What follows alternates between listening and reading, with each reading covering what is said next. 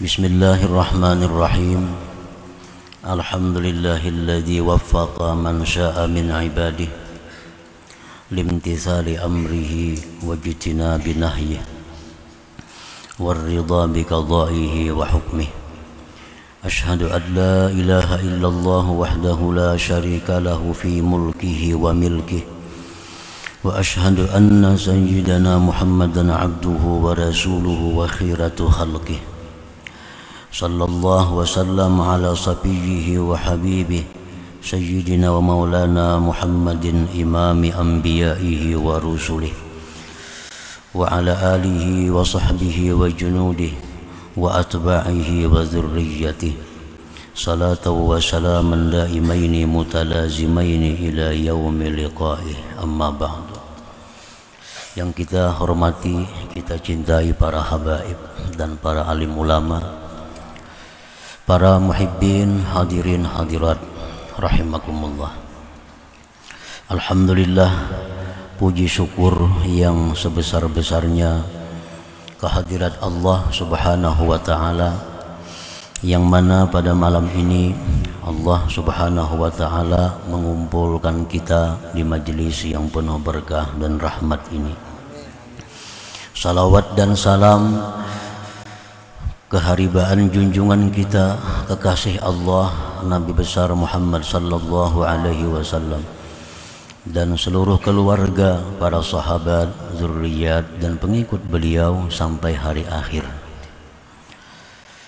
Para muhibbin rahimakumullah, al-hikmatus sabi'ah ba'dal mi'ah minal hikamil ataiyah.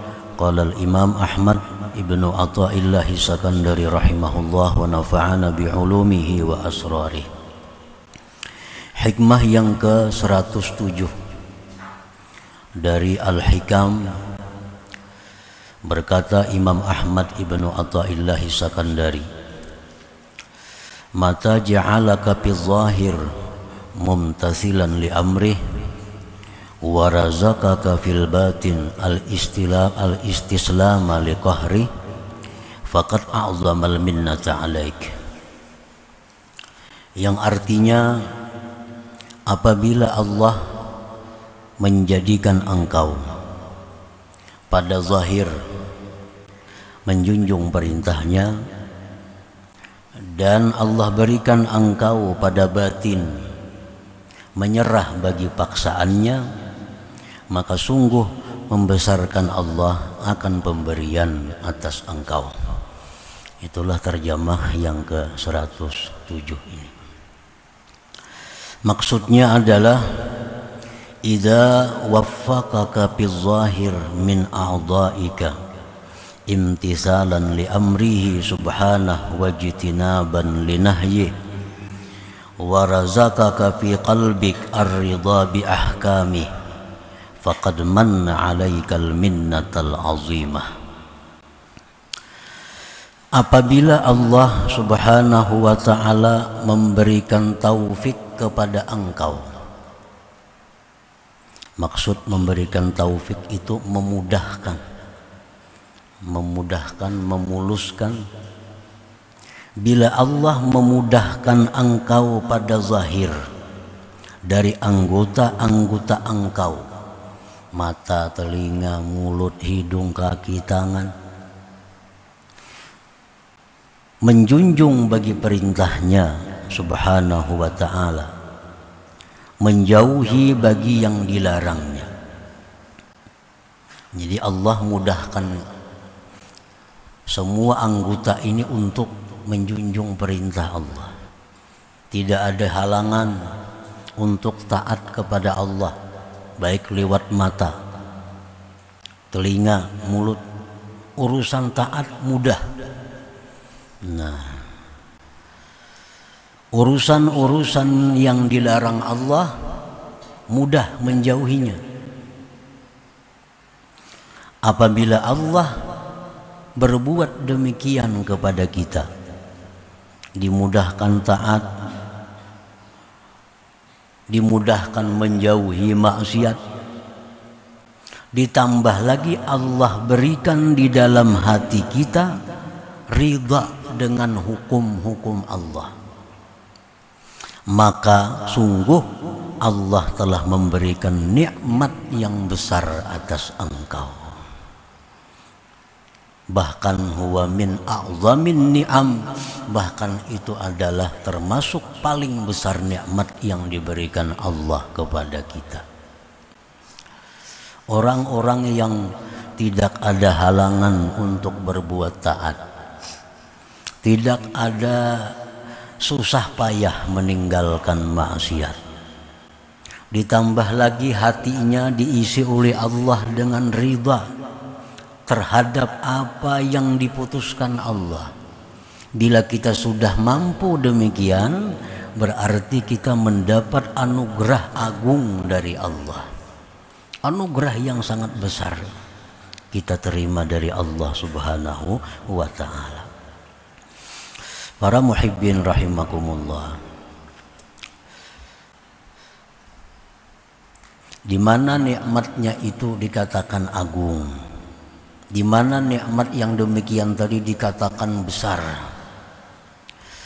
Nah, nikmatnya itu haitsu jama'a laka baina ubudiyyatil zahir wa ubudiyyatil batin. Sekira-kira Allah menghimpunkan bagi engkau antara ubudiyah yang zahir dan ubudiyah yang batin.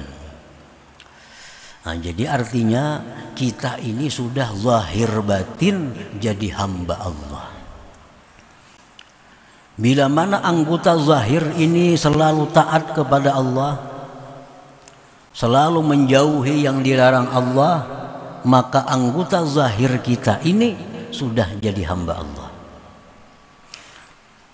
Nah, bila mana batin kita ini ridha dengan yang ditetapkan Allah, maka batin kita pun sudah jadi hamba Allah.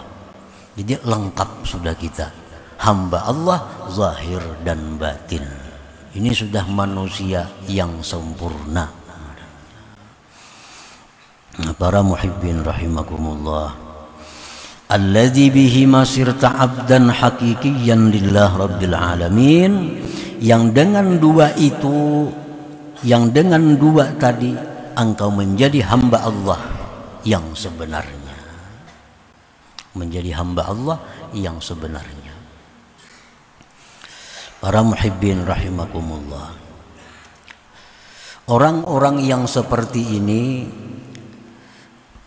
bukan tidak mungkin berbuat dosa.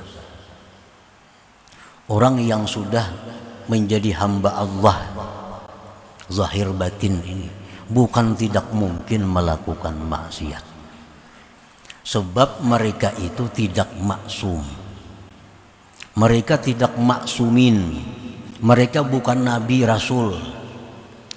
Tetapi mereka-mereka yang sudah jadi hamba Allah zahir batin ini, bila berbuat maksiat, mereka cepat tobat kepada Allah Subhanahu wa ta'ala. Nah, itu artinya mereka ini sudah mahfuzin. Mahfuzin itu untuk golongan orang seperti ini. Begitu berbuat dosa, mereka cepat untuk tobat kepada Allah. Kalau mereka kuat berbuat dosa, tobat mereka lebih kuat daripada berbuat maksiat mereka. Nah, para muhibbin rahimakumullah, jadi jangan dipaham, jangan diartikan bahwa orang yang sudah sedemikian kada berbuat dosa. Bukan demikian. Mereka mungkin berbuat dosa, bisa berbuat dosa. Seperti Imam Junaid al-Baghdadi berkata, beliau ditanya oleh orang, ayaznil arif billah, wahai Junaid al-Baghdadi, apakah mau berzina orang yang sudah ma'rifat kepada Allah itu? Ayaznil arif, apakah bisa berzina orang yang sudah ma'rifat? Imam Junaid menjawab, beliau mengatakan bahwa ma qaddarallah kan, sesuatu yang ditakdirkan Allah terjadi.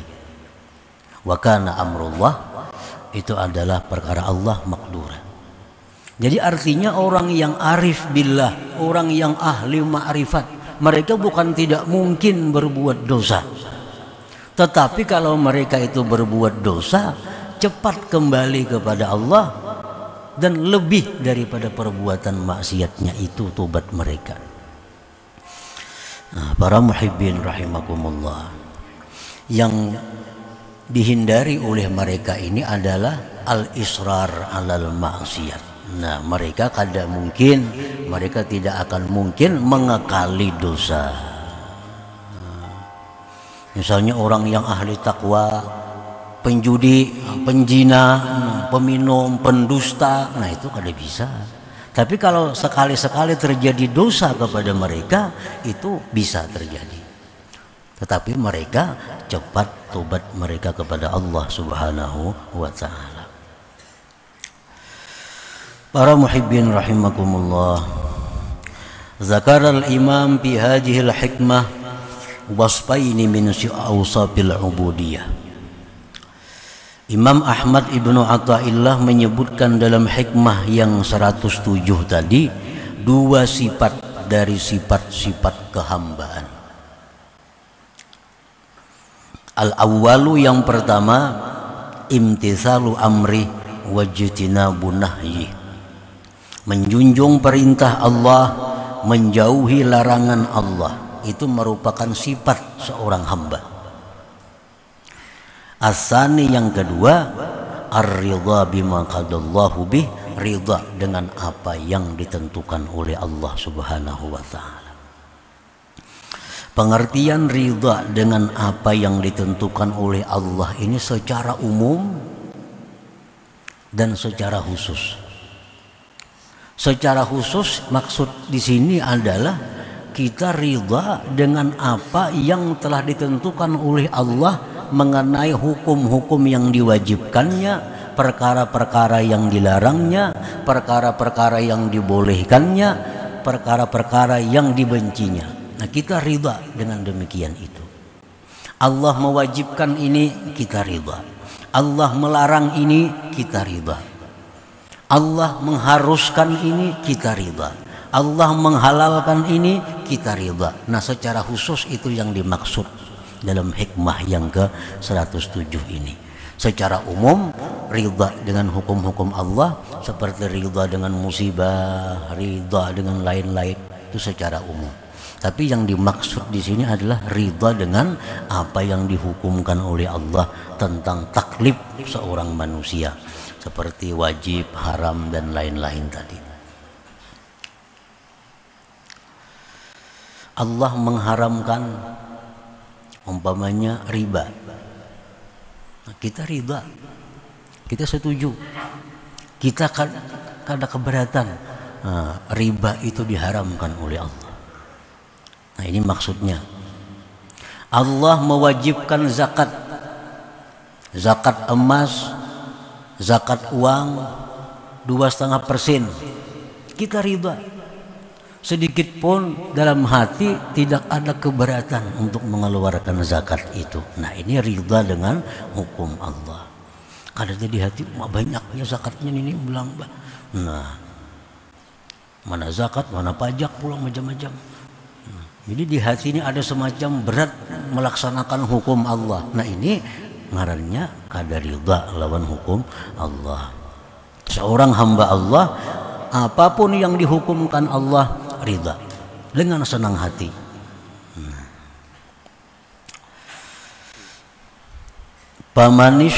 Pamanim tasala awamirah wajtanaba nawahiyah walakin lam yarda bihukmillah fahuwa min jumlatil munafiqin alladzina tajammalu linnas bidhawahiril islam wa qulubuhum sakhitah lam tarda bidzalik.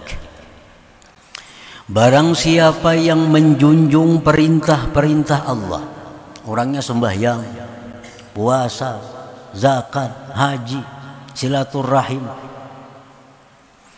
wajtanaba nawahiyah, dan dia menjauhi yang dilarang Allah. Dia jauhi zina, dia jauhi riba, dia jauhi qat'ur rahim, memutus silaturahim. Segala maksiat dijauhinya. Tetapi dia tidak ridha dengan hukum Allah itu. Ini sembahyang, hatinya ini sangkal sembahyang ini sebenarnya. Inya berzakat, hatinya ini kada plong mengeluarkan zakat itu. Hatinya membantu orang tak paksa.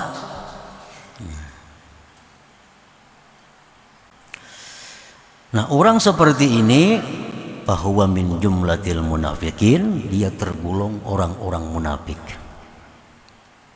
Itu tergolong orang-orang munafik.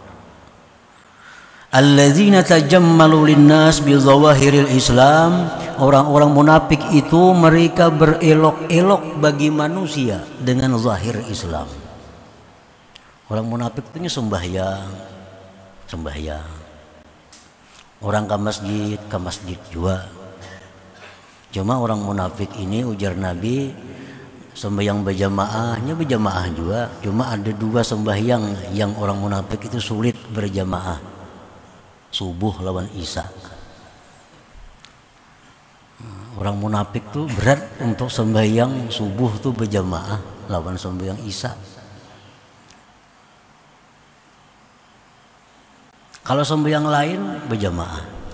Zakat bayar zakat. Nah, tetapi wa qulubuhum sakhitah, hati mereka itu benci.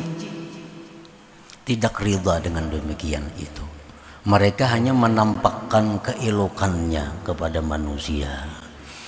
Nah, jadi berselamatan supaya dianggap orang baik, memberi makan orang supaya dikatakan orang ini ahli sedekah misalnya. Nah, berbuat kebaikan ini supaya itu. Jadi tujuan mereka itu hanya berelok-elok untuk manusia. Sedangkan hati mereka tidak suka dengan hukum Allah yang demikian itu. Nah, ini orang munafik. Ini bukan hamba Allah yang sebenarnya. Jadi orang munafik itu di zaman Nabi, mereka sembahyang berjamaah. Tapi karena habis sembahyang berjamaah, mereka mencaci maki hukum Islam. Apa Islam langkah ini? Apa Islam langkah ini? Terang-terangan mereka kada mampu menghadapi Nabi dan sahabat. Ini secara zahir secara zahir mengikuti apa-apa yang diadakan oleh Rasulullah. Nah, para muhibbin rahimakumullah, qala Allah Ta'ala fi haqqihim, Allah berfirman tentang orang munafik, innal munafiqin fid darkil asfal minan nar. Orang-orang munafik itu, sesungguhnya orang-orang munafik itu pada dasar yang paling bawah dari neraka mereka itu. Orang yang bayar zakat tapi tidak ridha hatinya. Orang yang sembahyang tapi tidak ridha hatinya dengan kewajibannya. Ini orang munafik. Dan orang munafik ini diancam oleh Allah, innal munafiqin fid darkil asfal minan nar.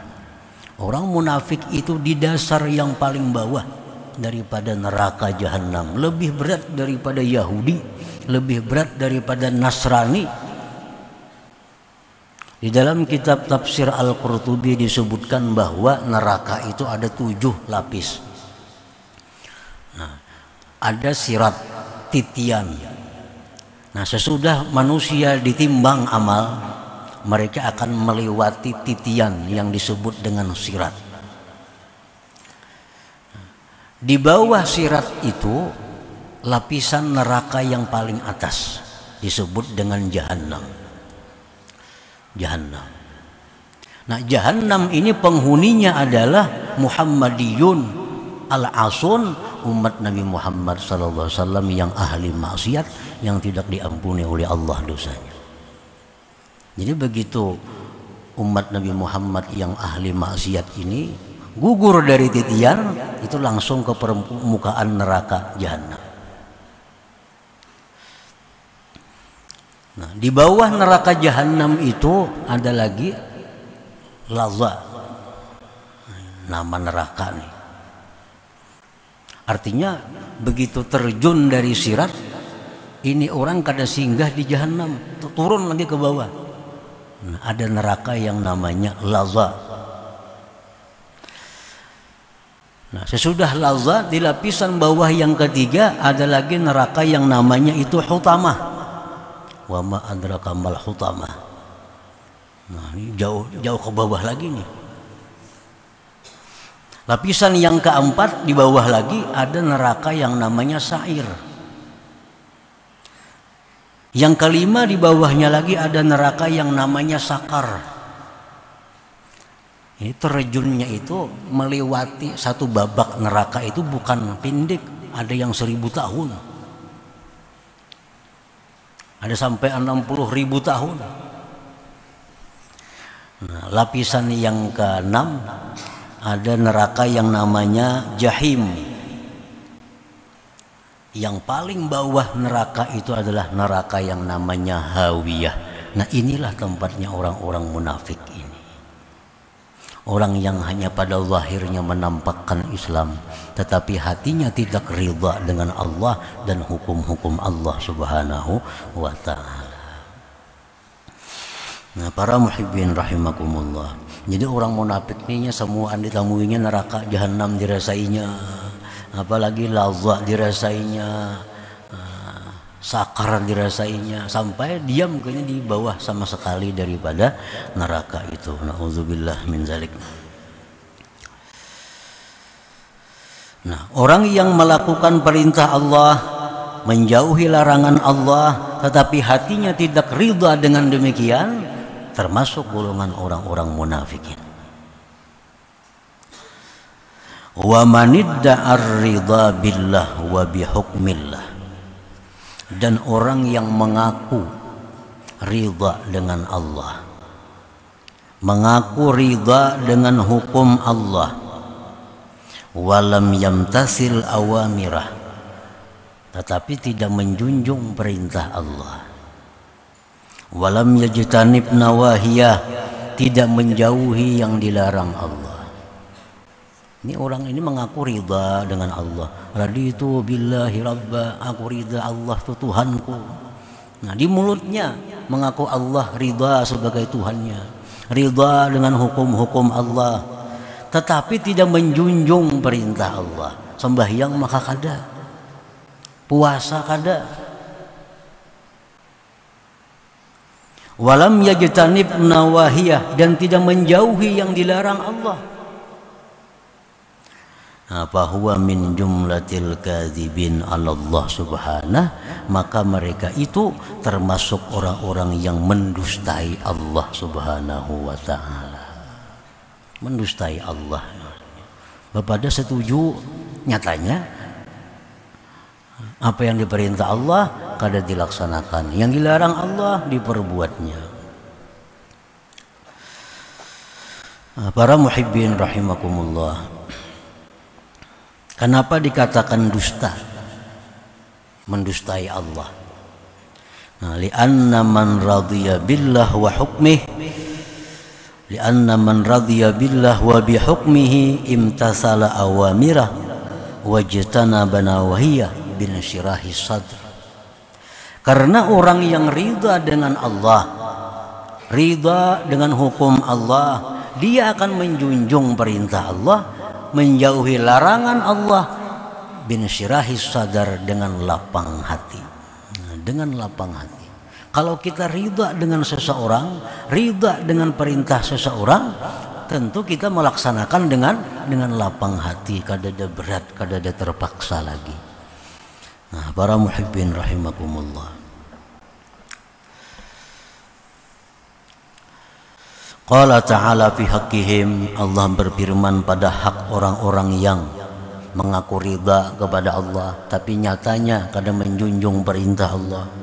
Allah berfirman, wa yaumal qiyamati taral ladzina kafaru taral ladzina kadzabu 'ala Allah wujuhuhum muswaddah alaysa fi jahannama maswad lil mutakabbirin. Pada hari kiamat kamu lihat orang-orang yang mendustai Allah, wajah mereka itu hitam. Wajah mereka itu hitam. Bukankah neraka jahanam itu tempat bagi orang-orang yang sombong? Nah, mengaku ridha lawan Allah, nyatanya kada menjunjung perintah Allah. Mengaku ridha dengan hukum Allah, nyatanya melanggar yang dilarang oleh Allah. Nah, ini di akhirat Allah menyatakan wajah-wajah mereka itu engkau lihat hitam. dan mereka menjadi penghuni api neraka jahanam. Nah, para muhibbin rahimakumullah, fal abdu lillahi haqqan man imtasala awamirah wajtanaba nawahiyah wa radiya billah wa bihukmihi wa qada'i. Seorang hamba Allah yang sebenarnya, orang yang menjunjung perintah Allah, menjauhi larangan Allah, dan ridha dengan Allah dan hukum serta ketetapan Allah Subhanahu wa ta'ala. Nah, itulah orang-orang yang disebut Abdullah haqqa, hamba Allah yang sebenarnya. Nah, oleh karena itu tadi Imam Ahmad Ibnu Athaillah menyebutkan bahwa apabila Allah Ta'ala sudah memudahkan kepada kita menjauhi yang haram, Allah mudahkan kita melakukan yang wajib, perintah-perintah, Allah beri dalam hati kita ridha dengan Allah, maka sungguh kita telah mendapat nikmat yang besar dari Allah Subhanahu wa ta'ala, karena kita menjadi hamba Allah yang sebenarnya. Jadi kada setengah-setengah mengambil. Kalau mengambil di menjunjung perintah aja, menjauhi larangannya, tapi kada ridha, macam orang munafik. Ridha dalam hati kepada Allah, kepada ridha, nyatanya kada sembahyang, mendustai Allah Subhanahu wa ta'ala. Nah, jadi junjunglah perintah Allah, laksanakan perintahnya, kita jauhi larangannya, dan hati kita itu ridha, setuju dengan demikian itu. Para muhibbin rahimakumullah, para ulama suluk menjelaskan, menerangkan bagaimana caranya supaya kita ini bisa melakukan apa yang diperintah Allah, menjauhi yang dilarang Allah dengan ridha itu. Nah, mereka berkata salah satu caranya adalah meyakini di dalam hati, seyakin-yakinnya bahwa apa yang Allah perintahkan kepada kita itu pasti membawa kebaikan untuk kita dunia dan akhirat. Setiap yang dilarang oleh Allah itu pasti, sangat pasti akan merugikan, mencelakakan kita dunia dan akhirat. Nah, supaya kita bisa melaksanakan perintah dengan ridha, bisa menjauhi yang haram dengan ridha. Kita meyakini bahwa bila Allah menyuruh ini, pasti itu ada kebaikan untuk kita dunia dan akhirat. Bila Allah melarang ini, pasti dalamnya ada racun, dalamnya ada bahaya untuk kita dunia dan akhirat. Nah, para muhibbin rahimakumullah, kita ambil contoh satu, misalnya sembahyang, salat. Allah memerintahkan kita sembahyang ini 5 kali sehari.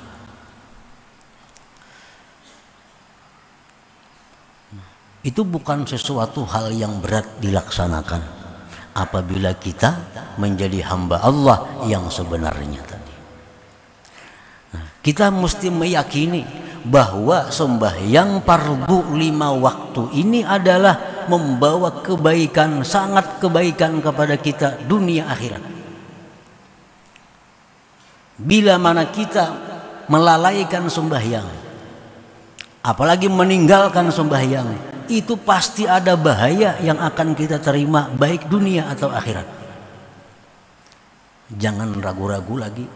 Bila kita melalaikan sembahyang, itu pasti ada bala, ada bencana yang akan menimpa kita baik di dunia maupun di akhirat. Itu mesti yakin, seyakin-yakinnya. Nah, bila kita sudah yakin demikian, maka sembahyang itu bisa dengan senang hati kita lakukan, bisa dengan lapang dada kita lakukan, dan tepat pada waktunya. Nah, asal meyakini dulu, meyakini. Kenapa kita aktif minum obat tuh? Pagi minum obat, habis makan minum obat, siang minum obat, malam minum obat lagi. Karena kita meyakini apa jar tukang obat itu.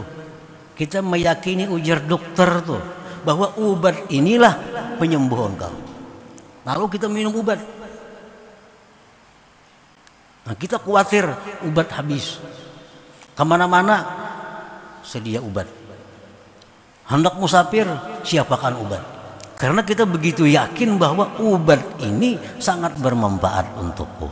Nah, andai kata kita meyakini sembahyang seperti meyakini ubat itu, niscaya sembahyang kita tepat waktu. Niscaya sembahyang dengan lapang, dengan tenang, dengan senang hati. Kita minum obat terpaksa, kadang terpaksa minum obat, bahkan bayar. Kenapa? Karena kita meyakini sembahyang gratis. Sembahyang gratis. Kenapa kita malas? Kenapa kita di luar waktu? Karena keyakinan kita kurang terhadap sembahyang itu. Nah, itu contoh.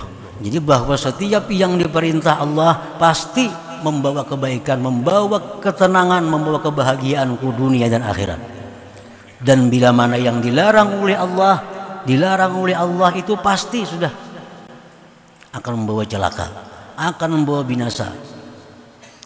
Nah, jadi bila yakin itu, kita kada sulit meninggalkan riba, meninggalkan zina, meninggalkan macam-macam hal yang haram, karena kita yakin bahwa ini akan membawa bencana kepada kita.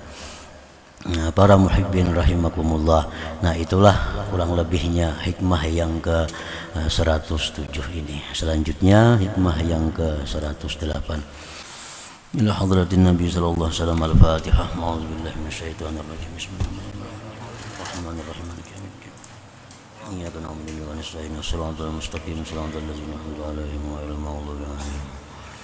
Ya Allah biha, ya Allah biha, ya Allah bihusnil khatimah. Ya Allah biha, ya Allah biha, ya Allah bihusnil khatimah. Ya Allah biha, ya Allah biha, ya Allah بحسن الخاتمة. فيا أيها الرجل منه شفاعة صلوا عليه وسلموا تسليما. اللهم صل